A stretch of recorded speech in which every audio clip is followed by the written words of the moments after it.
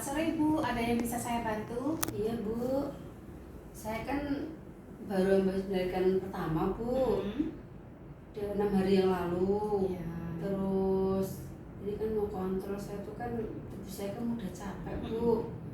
Terus saya kan menyusui.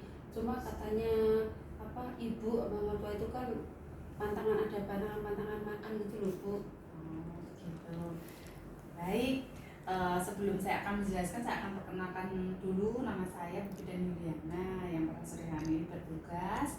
Dari keluhan yang Ibu sampaikan kepada saya, berarti Ibu ini dalam kondisi nifas, kondisi menyusui, tapi badannya itu kurang nggak enak gitu makannya, karena dibatasi ya sama mungkin Mbah atau siapa gitu, ada nggak boleh makan ini, nggak boleh makan itu, jadi rasanya nggak bebas. Di sini saya akan menyampaikan edukasi tentang nutrisi selama menyusui.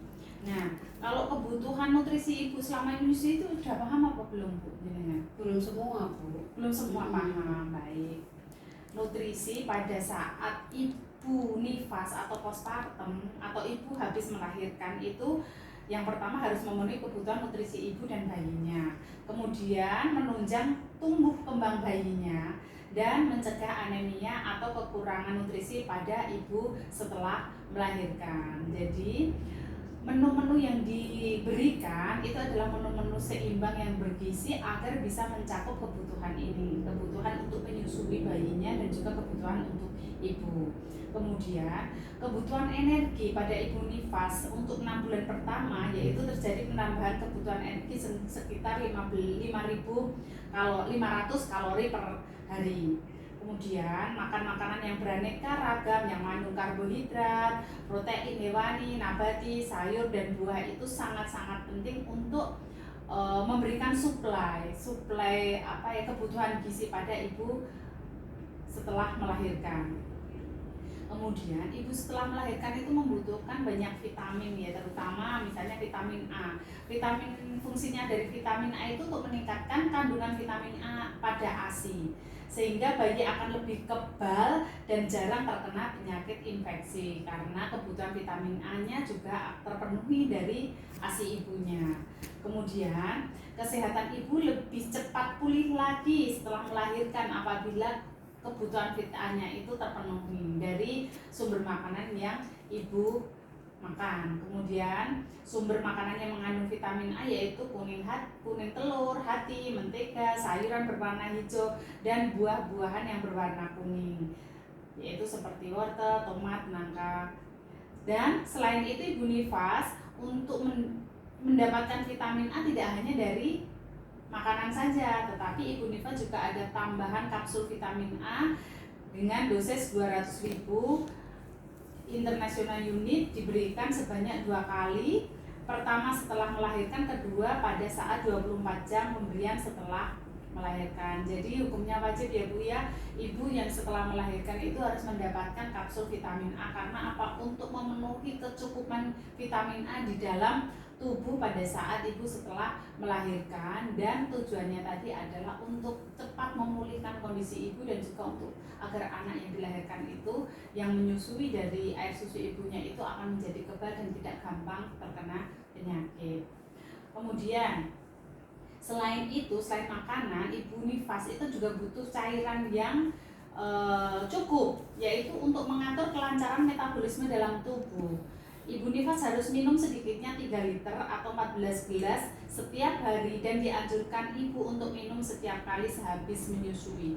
Jadi fungsinya dari cairan yang disampaikan ini adalah untuk mengatur kelancaran metabolisme dalam tubuh ya. Jadi ibu menyusui harus minum dalam sehari itu sekitar 14 gelas. Kemudian selain itu ibu nifas itu juga masih membutuhkan zat besi. Jadi zat besi tidak hanya dibutuhkan pada saat hamil, tetapi ibu nifas pun karena dia menyusui juga masih membutuhkan zat besi. Fungsi zat besi dalam masa nifas ini adalah untuk kenaikan sirkulasi darah dalam sel serta menambah sel darah merah. Ibu nifas harus mengkonsumsi tablet tambah darah 1 kali sehari selama 40 hari sampai masa nifasnya selesai. Jadi jangan stop sampai ibu hamil tapi ibu nifas sampai 40 hari juga tetap harus minum zat besi. Kemudian menu yang saya sampaikan tadi akan memenuhi kecukupan gizi harus mengandung karbohidrat, harus mengandung protein, harus mengandung sayur, harus mengandung buah. Itu ada tercakup dalam isi piringku. Jadi dalam piring itu harus mencakup sekali makan itu harus ada nasi, harus ada sayur, harus ada lauk, harus ada buahnya, sehingga kecukupan gizinya itu terpenuhi. Kemudian lagi, kalau yang disampaikan ibu tadi, ibu masih menganut apa ya, mitos-mitos ya, kalau habis melahirkan itu nggak boleh makan telur, nggak boleh makan gorengan, nggak boleh makan ini, nggak boleh makan itu.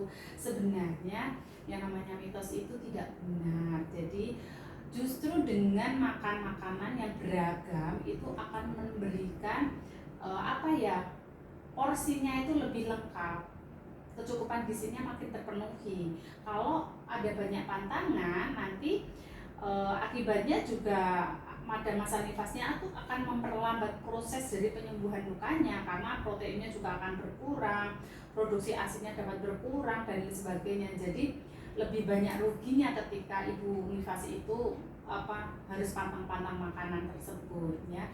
Tentunya makanan-makanan yang dikonsumsi kan makanan yang sehat, bukan makanan yang tidak sehat. Jadi fungsinya nanti akan membuat masa nifas itu akan lebih cepat pulihnya. Seperti itu nggih. Jadi yang saya sampaikan tersebut adalah mengenai nutrisi selama panjenengan menunggu. Jadi sekali lagi saya sampaikan bahwa ibu nifas harus makan makanan yang seimbang. Ibu nifas harus mendapatkan tablet vitamin A. Kemudian ibu nifas juga harus minum tablet tambah darah sampai 40 hari masa nifas. Seperti itu nggih. Iya. Yang saya sampaikan, apakah ada yang ditanyakan lagi, Bu? Sudah, Bu. Terima kasih, Bu ya. Ya, kalau sudah, terima kasih. Semoga sehat-sehat ya, Bu ya. Ya, terima kasih, Bu. Iya, sama-sama. Dari pemeriksaan tersebut didapatkan data sebagai berikut.